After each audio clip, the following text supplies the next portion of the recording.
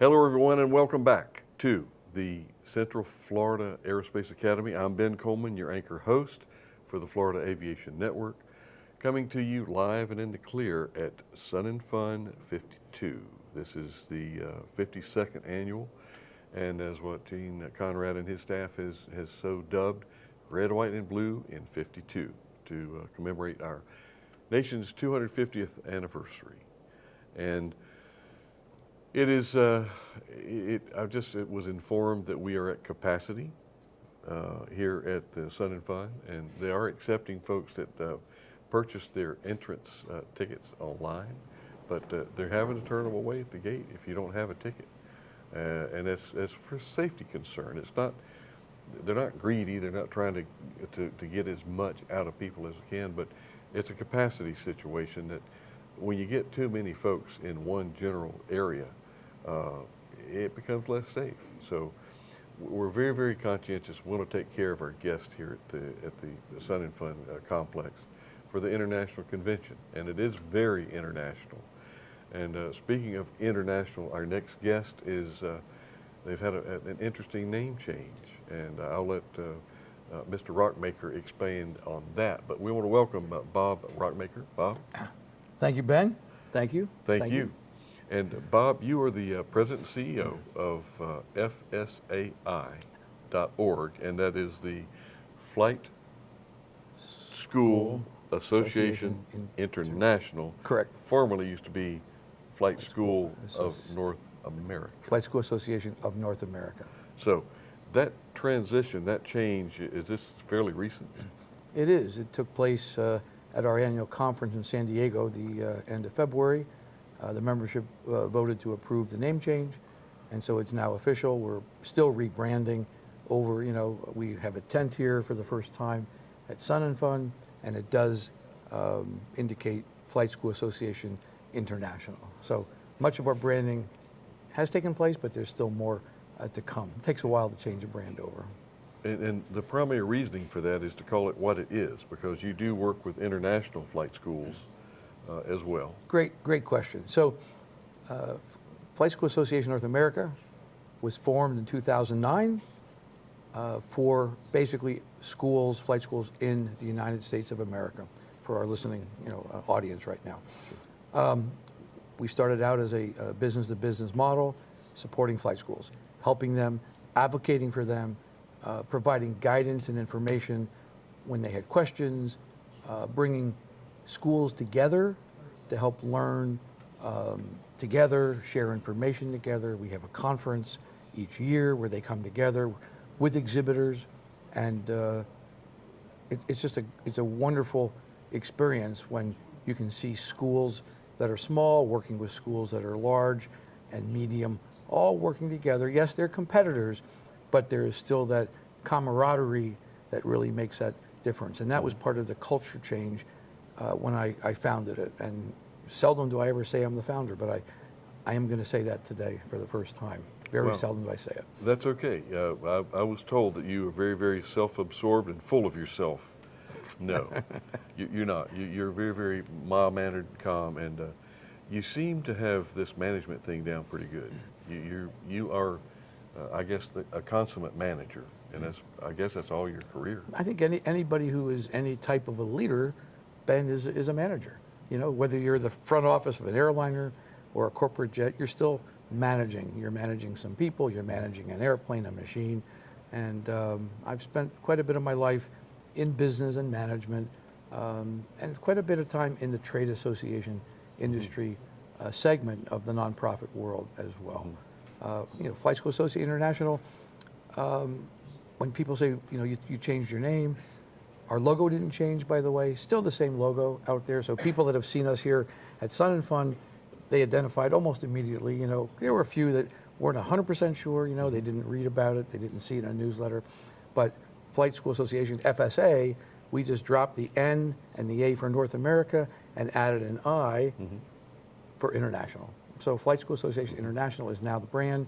And probably the best question in this topic area is, why did we do it? We've been supporting and helping flight schools for several years now from outside the United States.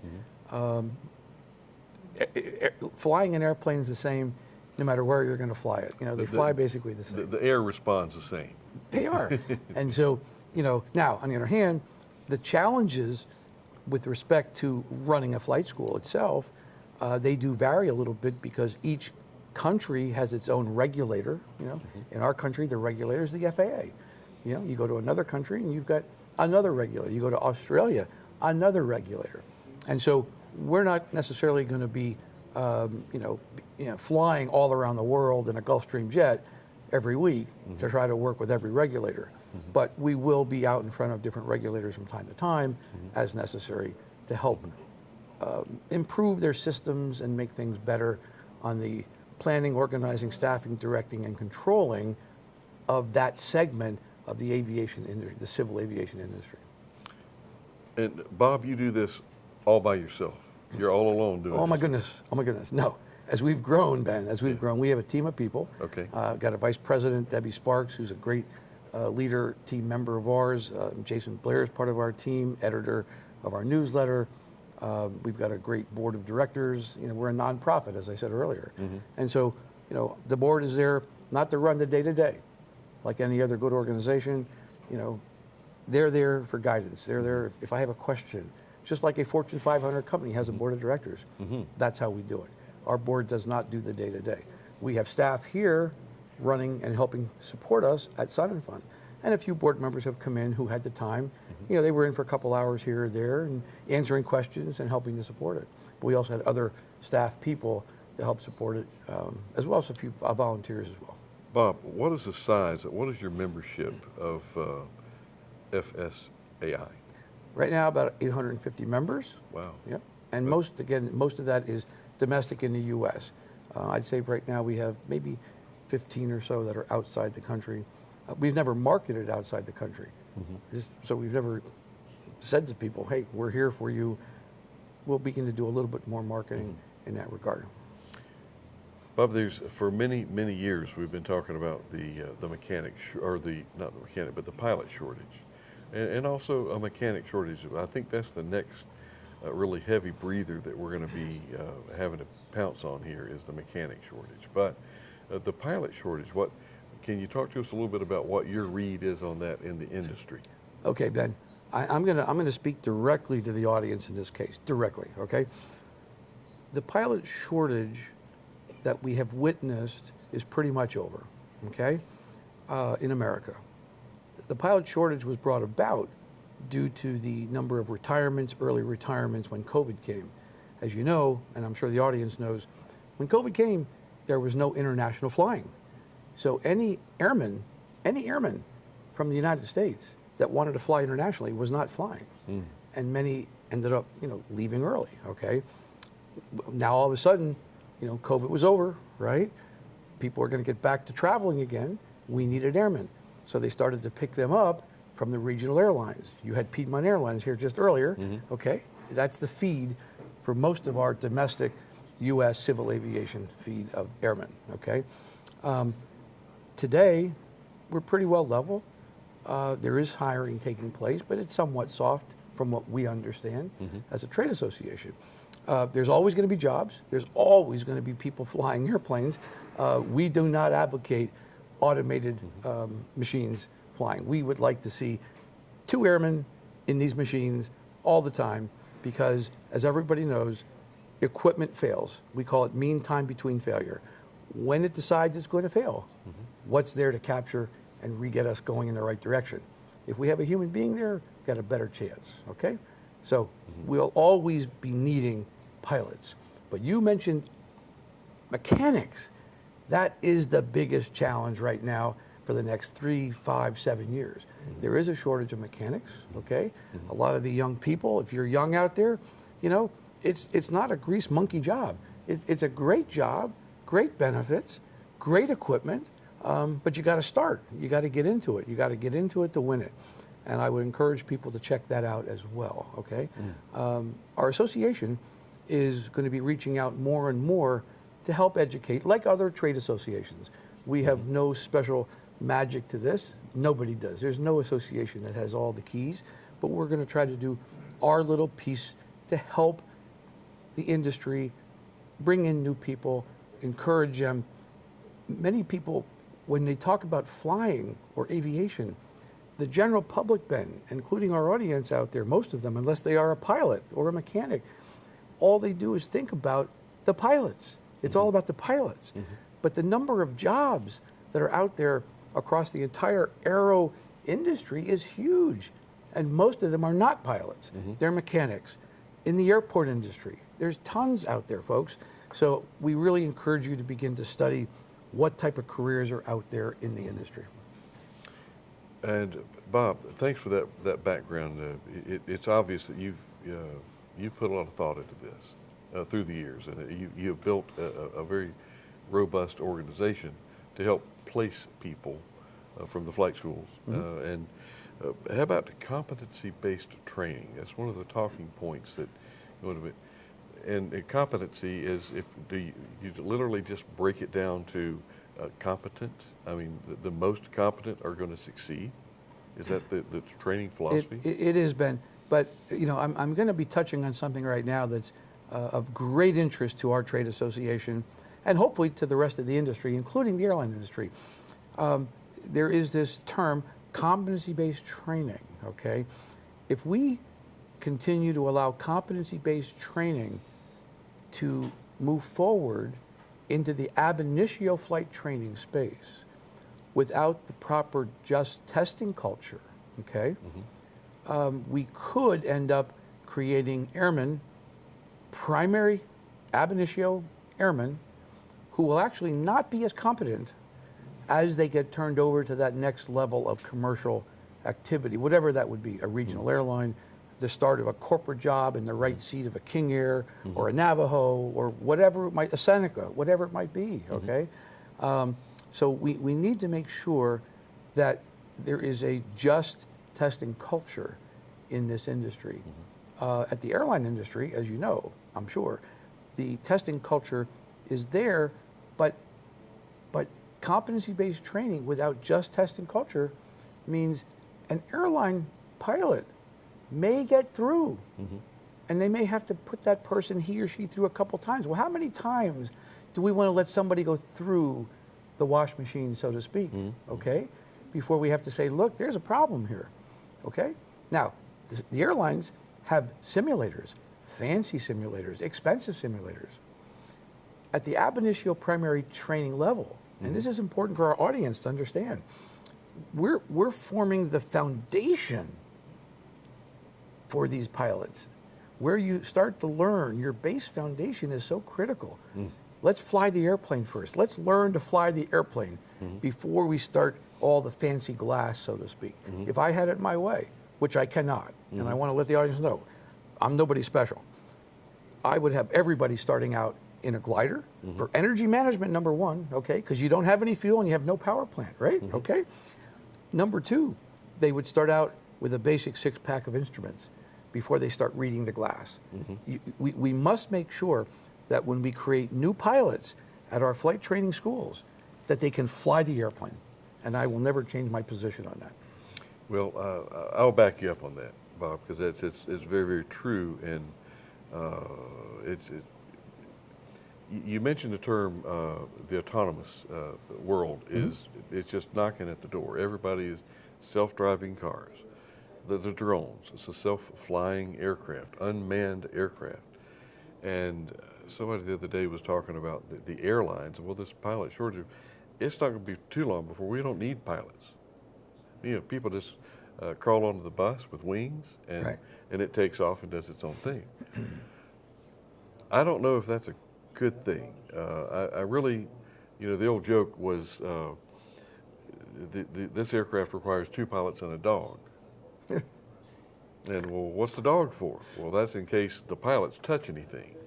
They're just there to monitor the systems, so the dog bites the pilot. So, but autonomy, you reach a point of diminishing returns, and we went from a 3-person, actually went from a 4-person cockpit to a 3-person cockpit, 2-person cockpit. When you get below the 2 people, you've got a primary and a backup. I normally always carry a pen with me, and little does people know, I usually have a backup pin for me in case this pin goes out. So that way you have some redundancy, some safety reserve. Absolutely. And when we drive a car, we can pull over. Today, coming back here, I had to make a quick errand, and I was in front of a ambulance coming here, okay? I had to pull over. I pulled over and let them go, right? Well, in the air, you know, when we have a problem, we aren't really going to be able to do that. We've got to take the action. We've got to do what has to be done, right? So, you know, you can't pull over. You just can't pull over. And as far as your discussion on the glider, if you were king, everyone would start out in a glider, and then maybe go to a tail-wheeled aircraft or conventional gear aircraft, and that's to learn what those footrests are for on the floor of the aircraft. Look, Ben, face it. You know, most of our audience knows what a glider is. Okay, you know, it's a machine that does not have an engine. It does not have fuel. Okay, so you cannot have an engine failure in a glider. We're not going to ever have it. But when you take off in a glider, when you were pulled and towed up, okay, and let go and that rope goes, you know that you are going to land somewhere within so many minutes if there's no lift. If there's no cumulus nimbus lift to get us up there, we're coming down, okay? And we're going to either land back at the airport or we're going to land off the airport. So we're going to have what we'll call, in our industry inside, it's a controlled crash one way or the other. You know? But it's a safe crash. It's a safe landing, okay? And it just teaches when there's no engine and there's no fuel, how to manage the energy of the machine. And that goes back to what I said a minute ago. We need to make sure people can fly the machines first before flying the software, the simulator software, et cetera. And of the operational aspects of an aircraft, and we can't get too deep into it here, but there's a very, very, he's not with us anymore, but a very, very senior pilot, airshow pilot, that would say, if you know that you're going to have an accident in an aircraft, fly the aircraft all the way through to the accident. Right. Don't just give up and say, okay, now you're a passenger, now come what may. But it's a matter of being in control of the machine, and it's flight handling. Right. And that's where the start line, when somebody starts to get their private pilot certificate and train for that, those are the most critical moments of their airman career. It just is, and it always will be. It always will be. Bob, tell me about youth programs. What are you guys doing to look out for the youth programs to encourage and entice people to get into this industry? Okay, Ben. So, believe it or not, this is our first year of actually being in the space at Sun and Fun as an exhibitor. We've got a tent here. We've got all types of information on learning to fly, how to find a flight school. There's all kinds of flight schools. There's 1,500 flight schools, roughly, in the United States today. There were 2,400 before the terror attacks, by the way. So we've lost about a third of our flight schools over the years. Many had to close because they just didn't have the ability to stay open. As you know, they were all closed for 4 to 8, 10, 12 weeks until the FBI and others investigated every single student pilot, okay? So many schools, over time, they just closed. And so we're down to about 1,500. And, you know, we are reaching out. We want to educate the young people, not only about the pilot careers, but all the different careers that take place. You know, and to you and the audience out there, understand there's many, many more careers that are not pilot oriented in this industry, and that's very important. And they're good careers. They're wonderful careers. It's part of the aero segment of the whole employment. In fact, according to some statistics, roughly between 2 to 3% of the annual GDP in the United States is due to the aerospace industry. Medical is a little bit bigger than that, okay? But aero is a huge generator of annual GDP. And that's not just pilots, that's the whole ecosystem that makes up the aero business, the aviation aero business. Excuse me, Bob, but and actually there's so much available to people now in the aerospace system. The drone operators, I mean, that's part of it. We are going to have operational drones that are autonomous to a point. AI can only do so much, but you got to have somebody wiggling the stick. Bob, I'm going to go onto your website, and I want to learn more about it so I can drive and steer people to you. Because it's very, very worthy. It's very. I didn't know this was your first Sun and Fun. But and we hope you come back, and we hope we have more to talk about, and we hope to see you next year. We hope so. We've had a great response from the people that are here. Good. It's been wonderful, and so I'm sure we'll be back. Excellent. Thank you, Bob, for your time. Ben, thank you, sir. You as well, and we will see you on the next interview.